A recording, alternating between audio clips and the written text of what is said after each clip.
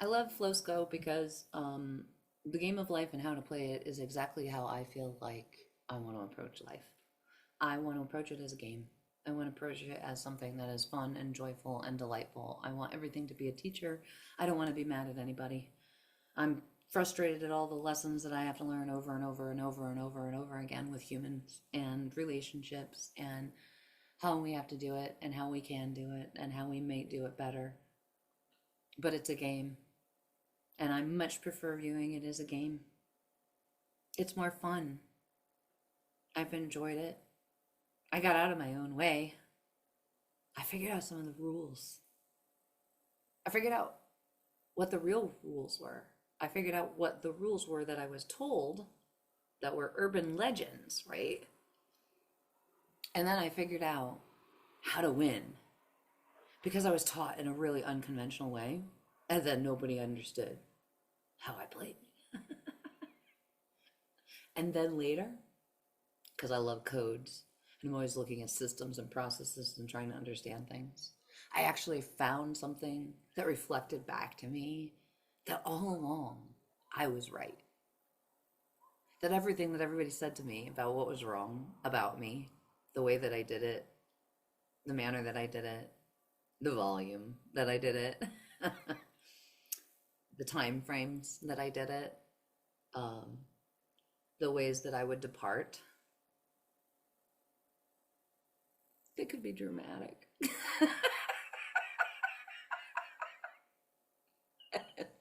And then later I had to find out, oh my gosh, it's literally written in the stars. I'm not supposed to be there forever. I wasn't supposed to be anywhere forever. I'm supposed to go around. I'm supposed to float around, help people out, disappear again. I'm supposed to be here for you and not stay forever. We're not getting married. We're just hanging out for a while. I'm already married. He's awesome. I'm totally staying with him. Um, this is about what we decide we want to do with this, and as my perspective has changed on this, the world has gotten really crazy. Like this happened, my getting out of my own way starts in 2018. And then by trying 2020 rolls around, I'm actually kind of catching some speed. I'm like, hey, I'm doing okay. And they're like, lockdown. And I'm like, ooh, I shouldn't use that word. I don't want to say that. Quarantine. And I'm like, okay, so then we'll, shut down. Everybody goes in, go inward. Okay, you know what? I'm ready for this. More deep diving, more work, everything else. We go through all these different experiences, and every single time it's getting harder. Everybody's out here in this world, and they're going, oh, the pearl clutching. Oh my God, mercy me, mercy me, mercy me. It's all going to hell. It's all going to hell. And I'm like, well, it is if you're not doing any of the work. You want to tune out all the nonsense and you want to tune into what you're doing right now. Some of us are actually going through this with a lot of intention. Some of us are going through this very, very cognizant of the fact that there is a lot of chaos everywhere, a bucket load of negativity and fear in the collective that is so intense. You're like, hey, I need my music to be louder because y'all are disrupting things over here. Okay.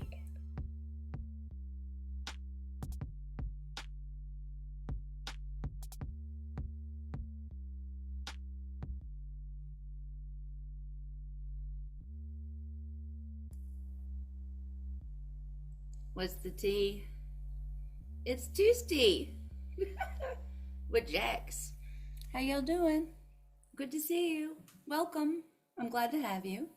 I want to talk a little this week about what's going on with the disempowerment everybody's feeling everywhere, and the fact that many of us are kind of faced right now with this feeling of not being able to make choices, not being able to step fully into what we want in our future, not being able to really realize the potential of things that we value highly, and really struggling greatly with that. And I'm seeing a lot of folks that I know who are just sort of in the world really feeling hobbled by the story of victimization that they keep telling over and over about themselves.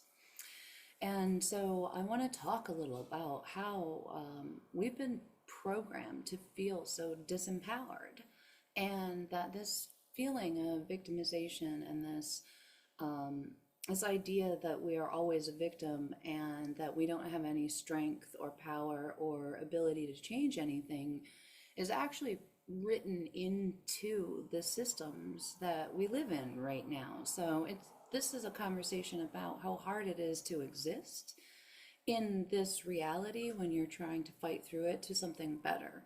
This is not a conversation about what's wrong with you.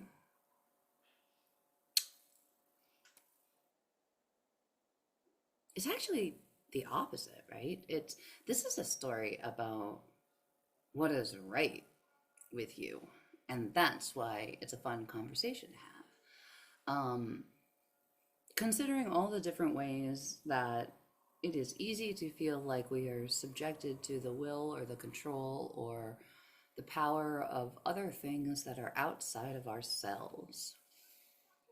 How do we change our own perspective on that?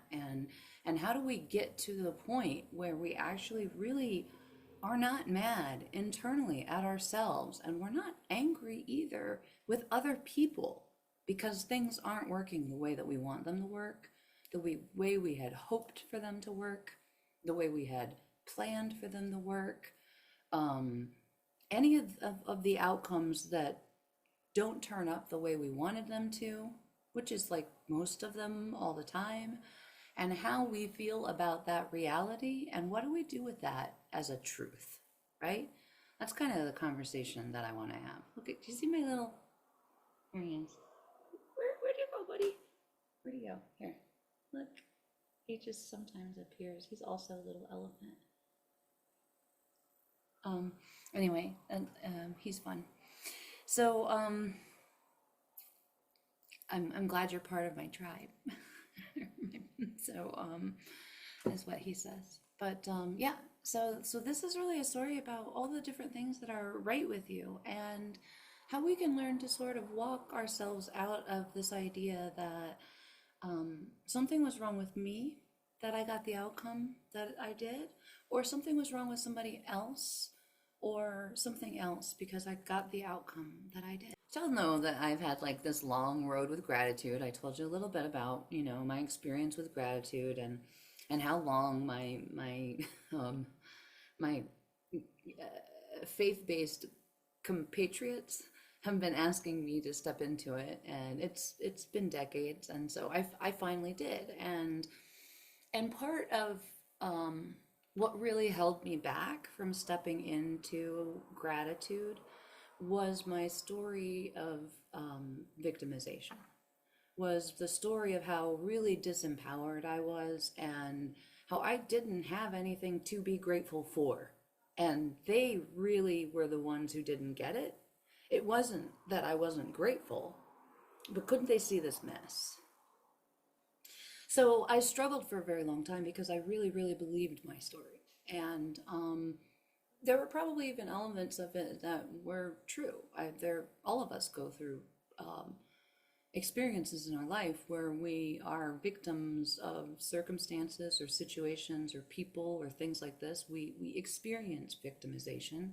We experience being a victim. We experience all the different levels of it. But when we associate that as something that is not just an experience, but then eventually becomes identity, that's when it really starts making a huge impact in like the not great ways, and it really hobbles us.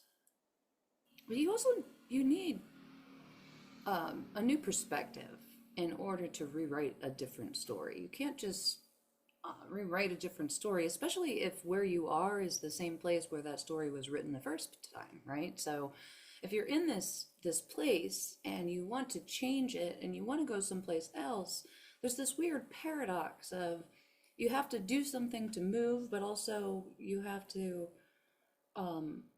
move to do something. There's a cyclical element of it that's like you have to almost take a faith-based step forward in order for momentum to kind of catch. And that's a scary thing to do when what you really believe, like, especially if you believe it like in your heart of hearts. Like, I have been a victim of this experience of life, of this human experience this whole time. And you really believe I've been this victim, and nobody really understands the pain. And in that regard, you're right. Nobody else does understand your pain. Nobody else has had this experience that you have. In that regard, you're right. Nobody else holds the pain or the joy or the tension of this duality experience that brings us into consciousness. That I'm here and this is there. Where am I? And I want to. Oh, this is what makes us present, is the tension of the opposites. And so it's something that helps us bring things into focus. If you can see the polarities, then you can hold the tension of the two and recognize where the center is. Find center regardless of what polarities are. And that's a big part of what has to happen in this victimization change. And that sounds like something that would be hard for like a superhero to do, right? I think so. But the superheroes do it. They go through the darkness, they delve down deep, they find something down there, because 99% of the shadow is gold. What we have buried down there is something that was rejected, probably because someone else hadn't realized that in themselves, saw it in you. It made them uncomfortable, and they said, shh, put that away. I'm not comfortable. And you said, oh, okay. For whatever reason, your age, your environment, your circumstances, doesn't matter why. You did. You were told, and you did. And you've been doing this all your life. Shh, okay. Shh, okay. And tucking parts of yourself away, right? And then everybody says, you've got to go into your shadow. And you're like, shadow? When we talk about shadow, we think about horror stories. We think about terrorism. We think about things that terrify us, because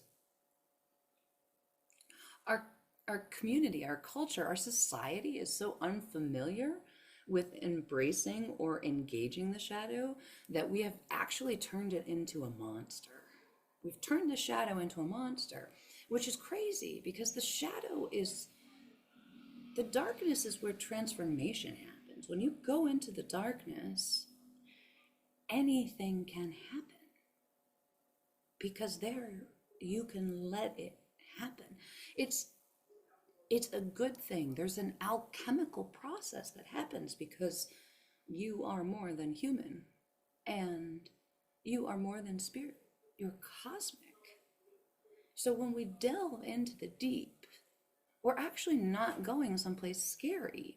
We're going into the shadow is the part of yourself that you hid because other people said you should. That's all. It doesn't matter why. Because it was too pretty, because it made them uncomfortable, because it was loud, because you laugh too much, because all the different things. My list is really, really long and like a 10-point font. Like things that I've been told that I did wrong all of my life, because I've been told that I do not conform in the way that I should conform. And they're right. Everybody who said that about me is absolutely right about the fact that I don't do that. The thing they were wrong about is what I needed to do with it. And what I needed to do with it was not try to conform. That's what my shadow is about. My shadow is about how I actually, in my shadow, I saved and hid all the things that made me feel safe in this world, that made me feel joy in this world. So when we talk about the shadow, the people who haven't looked at it, they say it's a terrifying place because I've only seen it in the movies. But I'm telling you, as somebody who's dwelt there, that this is really where the treasure is, and this is why. Because the shadow is not a scary place. It is your inner self. It is a term we've given it in this construct we live in. But who is it really? It's you.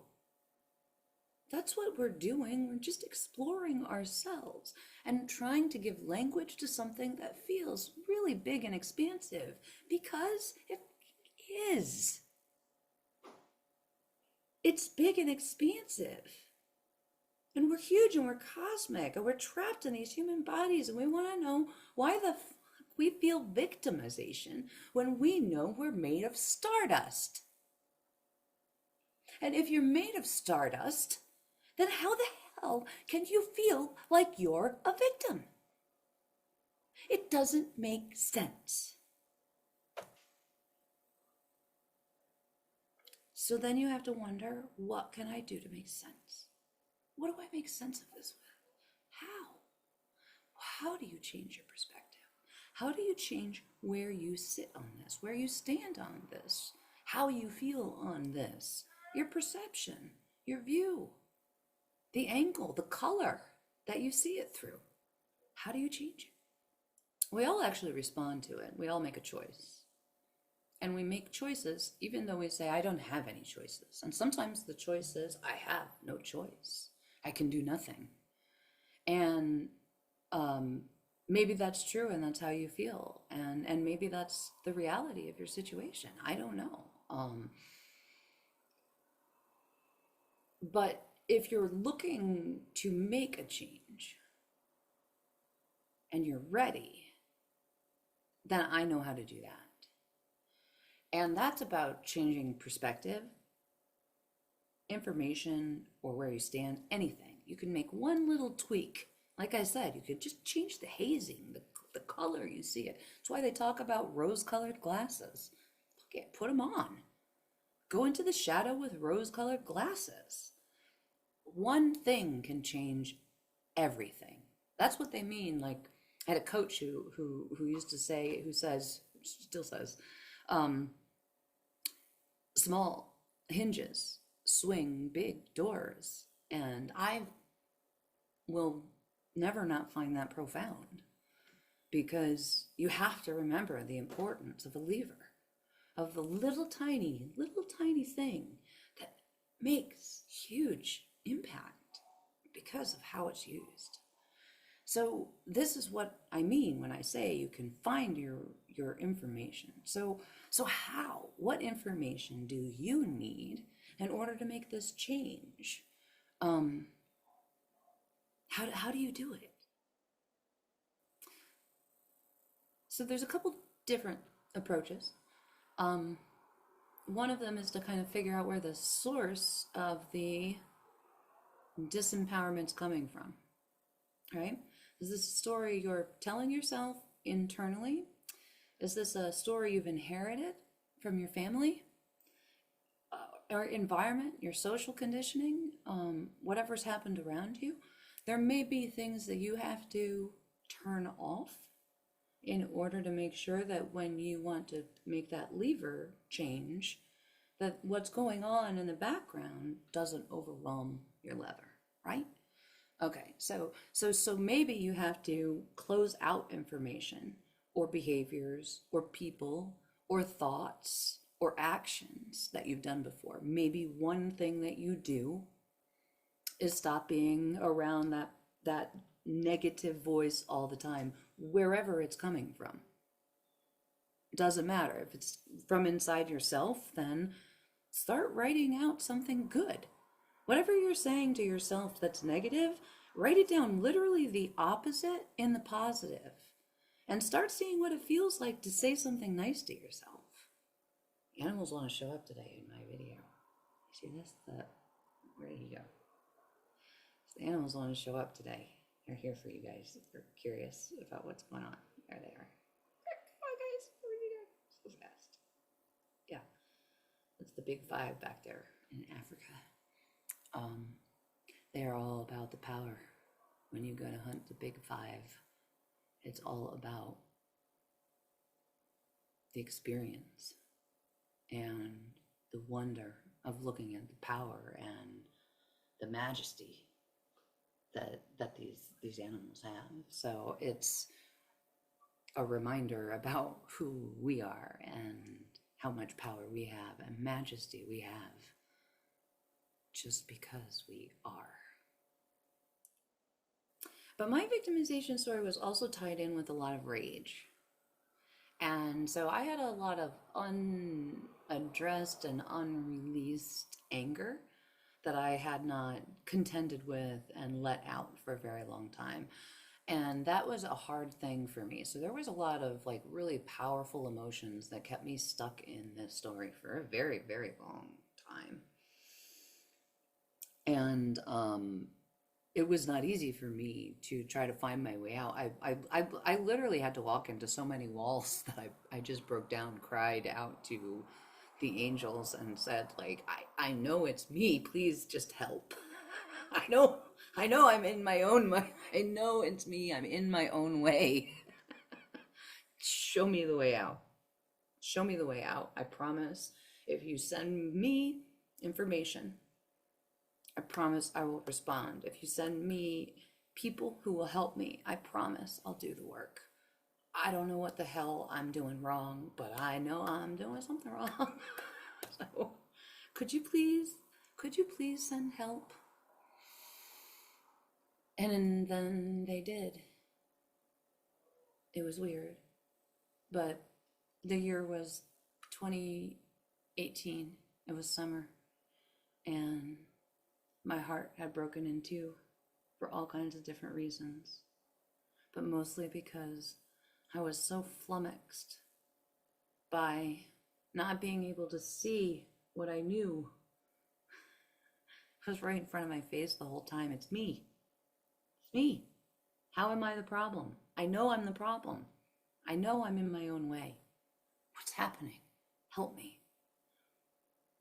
And I started looking at things and signing up for things and contacting people online who would give free speeches about how to make yourself a better person, how to step out of the victimization story, how to step away from codependent behavior, how to really, really start loving yourself and doing things like that. And I got lucky. No, I didn't get lucky. My angels started emailing me through people, with people, in conjunction with people, and I started my spiritual evolution quest.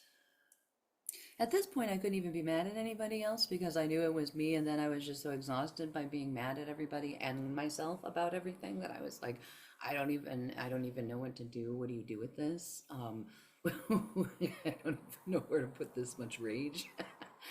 And so I started really looking into healing and releasing things and letting go of things and what could I do. And I got some fantastic people who just showed up, just angels, coaches, inspiration, all kinds of random things, Instagram videos, things that would just pass through my feed that would eventually lead me to something that would be such a gift. And most of it would be free. I would just go online and just say yes to invitations. And yeah, I do think I want that. And I am interested in that. And eventually I got to a coach who was really, really great. And she helped me with my healing process in a way that I needed so much help and support, and nobody had been providing sort of a container to hold me with that in solidarity or compassion for me as I just tried to do it. And I didn't know anybody in my real life, my physical world, my neighborhood that was doing the same kind of work. And so it can be very isolating. It's lonely work if you're diving deep and nobody wants to go with you into the depths. So I managed to find this person, and she was fantastic, and she was a gift for me for years, and still continues to be a gift. And while I was working with her, she introduced me to Florence Scovel Shinn. Most of you, many of you will probably know her, right? Who we fondly refer to in my world as Flosco. Anyway, um, oh, that's hysterical. Put it back here, Jack. Okay, so that's amazing. So there, so you can see that. Anyway, Florence Scovel Shinn was a writer who lived a century ago, literally. So she wrote a book that's called The Game of Life and How to Play It, which is in this collection of her works. This is several different um, small pieces that she's done in this book. And one of the things that she talks a lot about is an ancient wisdom that many of us are probably familiar with, but I don't know how many of us really practice. And she would talk about, um, I'm not sure that it was exactly in those terms because I haven't read this book in a while, but I'm attaching it personally to detachment, actually. And how do you detach from the idea emotionally, with rage, with anger, with like these really strong feelings? How do you step away from that tether of anger and really let go of something? And so for me, it wasn't not even a severing, because a severing indicates something traumatic. So it was really about sort of detaching. How do you let it go? How do you release this story? And Flosco shows up, and she comes in and drops old wisdom and reminds us that everything is medicine. And there's an old saying that says, "No one is my enemy. No one is my friend. Everyone is my teacher."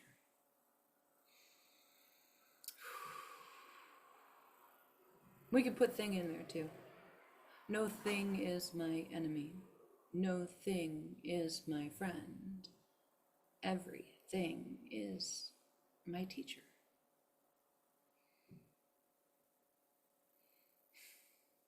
That means me too. That means me too, though. I'm not the problem. Neither are you. Nothing is your enemy. Nothing is your friend. Everything is your teacher. Beloved, the game of life and how to play it. That's what we're talking about. So it's kind of funny how I came up with this idea today, because I was getting ready to hop online with you guys and I was thinking about what I was going to say, and I was like, I'm low maintenance today, not, you know, busy, lots happening. So you do the thing, get it done, right? And I go throw in a quick pair of earrings and grab just this chain because I'm going to put it on. And when I go to put on the chain, this chain, this very small, slight, and I'm usually very careful with it, but it's a very fine chain. Ladies, you know what that means. That means that if you get a knot in this chain, that is just a real treat to get out if you're not especially adept at the knots in your chain. And then it starts me thinking about, oh my gosh, the knots in the necklace. There's such a metaphor here. Oh my God, you guys know I love a good metaphor, right? Okay, so then if there's a knot in the necklace, we all have a knot in our necklace at some point or another. And how do we get rid of it? So then I'm like, oh, the knot is totally healing. It's the process of healing, right? You've got this chain, and you're trying to get the knot out, and you're like, oh my God, what is this? My fingers don't work. I'm trying to work my fingers aren't working. Nothing is working. Do I need a tool? Yeah, I do need a tool. I need something smaller because this is so fine, and this knot is just so little. And oh my heart, I'm that old now, right? Hello. So I'm doing things like that. I'm like trying to figure this out. I'm pulling. And the whole time I'm thinking, I'm like, I haven't done this in so long, and I'm like flashing back to my childhood because my mom used to hate getting knots out of things. It just made her nuts. There was just something about little tiny detail work that it just really frustrated her. And so I ended up with most of the detail work in our house because I had the patience for it. And so she would bring in her jewelry to me and be like, "I need you to get the knot out of this." And so I'd get out knots. And so you know, um, and it reminds me as I'm going through and I'm doing this of all the times that I did this growing up for my mom. And then I'm thinking about the healing and the process of everything, and then her healing process and my healing process. And then as I'm going through and I'm pulling the knot out, and I'm like, the tools aren't working. I've got to pull out, I get out an earring to get it because it's, the back of the earring will work. And then, oh, I've got to use both earrings because neither one of them are working. I'm like, all of us have to do all of these different things to do this. You guys have gotten your own knots out and you've gotten them out the way that you needed to. Sometimes you use a pin, sometimes you use your fingers. Sometimes it just falls apart when you pick it up the right way and you just grab the thing and it just, right? Everything happens. And so, like, there's all these different ways that you resolve the knot. All of us know the knot. None of us experience the knot in the same way. And then all of us are going to use different tools to resolve the knot. And then, just to throw a clincher into the whole thing, when I finally do pull it apart enough, what happens? It just drops open. Because it wasn't really a knot, it was more of a kink. And it just needed some space. And then it all fell apart in the right way. And I was just like, this is just so funny to me because it just makes me think about, like, this is totally how we heal. This is totally like the process of healing. Like, you get this knot and you're like, I don't know what to do. My mom, like, the metaphor all the way down to like my mother coming to me and saying, can you fix it? Like, on the healing journey, there was so much of her in life that was like, hey kid, can you fix this for me? So, like, the fact that she got the knots out and came to me, the fact that I get it out myself and then it's not as complicated as it, that feels like a message in some way. And then I start thinking about all the other people I know who have jewelry and they get out their own knots. And I think, you didn't do it the way I did, and you didn't do it the way she did, but we all got the knots out and we all found our way through it. And so that's kind of what I'm talking about. Like this, nothing is my enemy, nothing is my friend, everything is my teacher. Even the knot in your necklace can be a teacher to help you realize all the different ways we are the same and that we are different, that we are going through this story and experiencing rhyming or matching experiences, maybe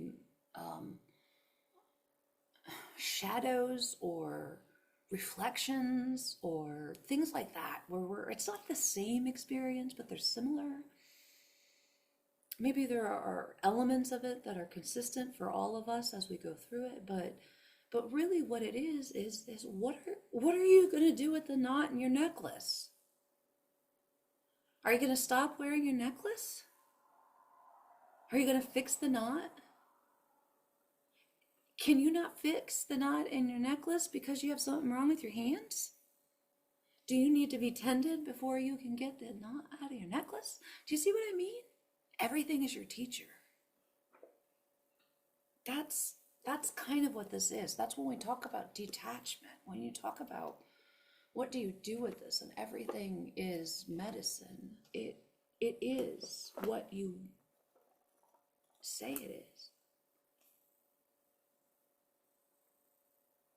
You can think a thought and they can track you in an MRI machine, right? They put all the sensors on your head and they put you in the machine and then they have you look at pictures and then they show you that your brain lights up in all these different ways. So they show you the energy that happens when you think a thought because you saw an image, right?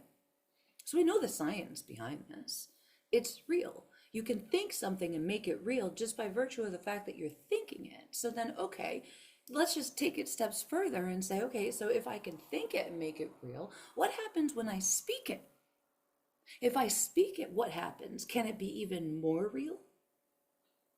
Could it feel more authentic if I speak it to myself?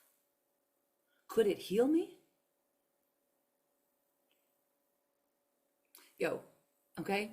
When you start using your voice for good, when you start realizing that you have all the tools to get the knot out, and you just have to like make sure that not only do you get out the knot, but you store it the right way, and then you leave a note up for yourself. This is, don't forget to put away your jewelry the right way. You can do that with your psyche and how you talk to yourself. You don't just have to do it with your shit. Like you can do it with like your shit. Like you can clean this thing out. And that's the thing that people don't realize. And that's what's so exciting about this. It's like everything is chaos all around us right now and also, but who cares then? So then go do the messy work. Go do the thing that makes you joyful, because why not? What's left? What are we waiting for? Well, what are you waiting for? The perfect situation? You might have already had it. Did you take the opportunity then? No? Well, now we're here. Now you're in a crisis situation. Are you ready for this? No, because I didn't do it when it was good. Now I don't know where I am. It doesn't matter. It doesn't matter. Are you ready now? If you're ready now, you can start now. That's the power of now. That's the power of what you can do. That's the power of what we have within ourselves. That's the reason we're not really victims.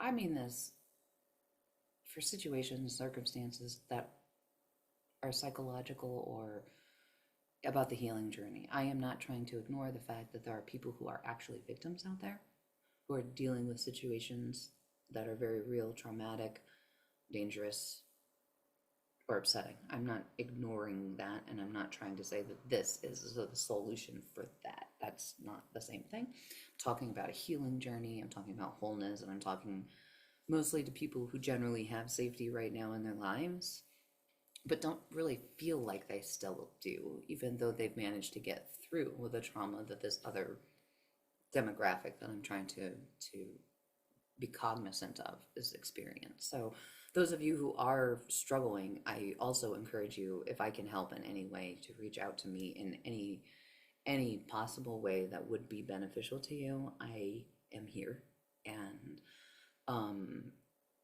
anything that I can do to anybody who is experiencing actual victimization or fear or trauma and doesn't know what to do. And if you think I can help, I'm here for you. Okay, so I'm not trying to whitewash anything or bypass anything. I absolutely recognize that there are very, very real, upsetting, traumatic experiences that are happening to people all over this world and in our communities right now outside. And so I do not mean to disregard that or belittle that very, very real, very, very traumatic experience. I am sorry if you are experiencing this, if my heart truly, truly breaks for you, because I have a weird ability to feel compassion for things that are painful like this, and so my heart sometimes literally breaks for you. So if I can do anything for you, I'm here. Really, I hope anything that I'm doing right now is helpful to you, beloved. And also, the reality is to pull more positivity into the world, to pour more generosity into the world, to pour more compassion into the world. It may require us to experience more of it and practice more of it and pull it in ourselves. So those of us who do have the ability should not feel guilt about the fact that we do.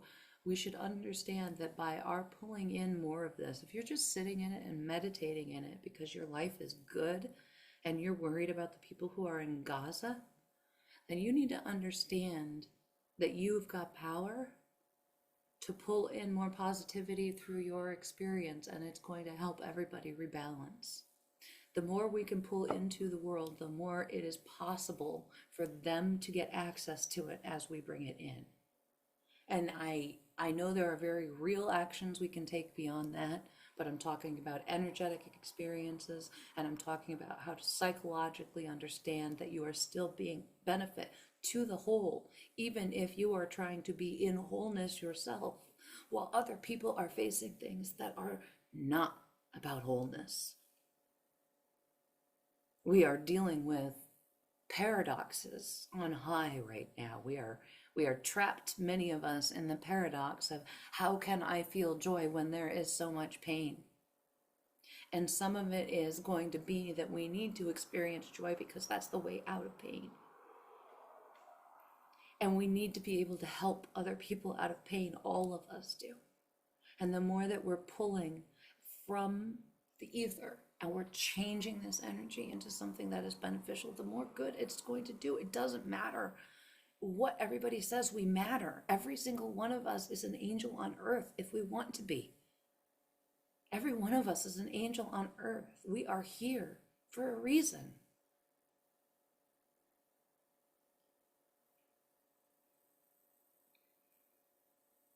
And disempowerment's not the answer, it's the opposite. We are here to realize our power, to remember it. That's the exciting part about right now. Is if you can get over the fact that it doesn't look anything like you thought it was. And some of us are going, thank God. And it doesn't look anything like you thought it did. And you're like, you know what? Everything is medicine.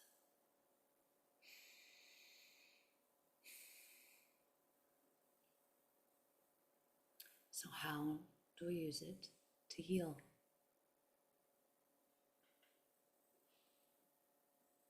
We think about everything as medicine. Where's the solution? Where's the solve? A-S-A-L-O-V-E. Where's the solve here that is going to be the thing that we rub on ourselves to tend to ourselves so that we understand what it is that we need? That's what this process is about, this rewriting your victimization story. It's stepping out of this. No one is your friend. No one is your enemy. Ooh. Everyone is your teacher. It takes pressure off of us. Let it teach you. And don't be mad. Find the wisdom. It's there. Not only is it there, the universe is conspired so that you get the wisdom that you need. It's not even like, oh, I've got the wisdom you need. I'm telling you what you need because what you need to do is this process. And this is, I'm probably the angel in your inbox, right? So this is me asking you, are you going to do the thing I did? Are you going to step out of it? Are you ready? Are you ready to stop feeling like you're a victim in this story? How long have you felt like a victim? Is it working? Do you like it? You made me nuts. I got a Mars and Scorpio in my chart, man. I had rage to contend with. Like, you know? And then you make a choice. What's the story? What's the story? Is it everybody else's fault? Are you in your own way? Is it nothing? Is everything a teacher? Can it be that none of it's personal? Could it be? What would it be if it wasn't personal? What if it was really just about you? It wasn't about what everybody else did, said, thought, felt, behaved, acted. It's not about them. It's always been about you. It's your hero story. How does it end? You're writing it. How does your story end? You're in charge. Have you picked up the pen yet? Are you narrating? Are you still letting everybody else narrate?